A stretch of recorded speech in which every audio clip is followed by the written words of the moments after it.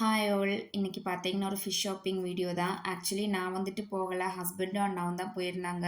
அவங்க கொஞ்சம் கிளிப்ஸ் எல்லாமே எடுத்துட்டு வந்திருந்தாங்க. இப்போ வந்துட்டு குமிளி தான் போயிட்டுருக்காங்க. நம்ம மீன் வாங்குறதுக்காக இங்கேருந்து குமிளி போவோம். ஏன்னா, அங்க போனா தான் வந்துட்டு கேரளா ஸ்டைல் மீன் எல்லாமே கிடைக்கும். நம்ம சைடு வந்து அதிகமா டாம் மீன் தான் கிடைக்கும். சீ ஃபுட் சாப்பிட்டு பழகுனவங்களுக்கு இது கொஞ்சம் அந்த அளவுக்கு செட் ஆகாது.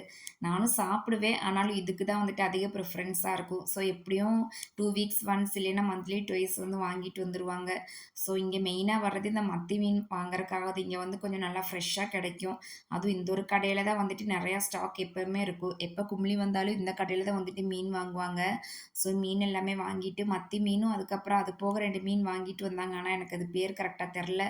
ஸோ அது எல்லாமே வாங்கிட்டு வந்துட்டாங்க. வரும்போது அப்படியே ஃபார்ம் ஹவுஸ் வந்துட்டு வந்தாங்க. அவங்க வரும்போதே பார்த்தீங்கன்னா, பெட்ஸ் எல்லாமே வெளிய வந்து நின்னு கொஞ்ச நேரம் அவங்களோட விளையாடிட்டு, அதுக்கப்புறம் தான் அவங்க வீட்டுக்கே வந்தாங்க. ஸோ வந்துட்டு அவங்க டின்னர் டைம்லாம் முடிச்சுட்டு நம்ம மீன் கிளீன் பண்ண ஸ்டார்ட் பண்ணிட்டாங்க. பாதி வந்துட்டு கிளீன் பண்ணி தான் வாங்கிட்டு வந்தாங்க. இருந்தாலும் நம்ம கிளீன் பண்ற அளவுக்கு அவங்க கிளீன் பண்ண மாட்டாங்கல்ல. ஸோ மறுபடியும் எல்லாமே கொஞ்சம் நல்லா கிளீன் பண்ணி ரெடி பண்ணிட்டு இருந்தாங்க. அதுக்குள்ள நம்ம யோகிக்குட்டி பார்த்தீங்கன்னா, தூக்கம் வருதுன்னு சொல்லிட்டு இருந்தேன். அப்புறம் அவன தூங்க வச்சுட்டு வர்றதுக்குள்ளயே எல்லாமே கிளீன் பண்ணி தனித்தனியா டப்பால போட்டு வச்சுட்டாங்க.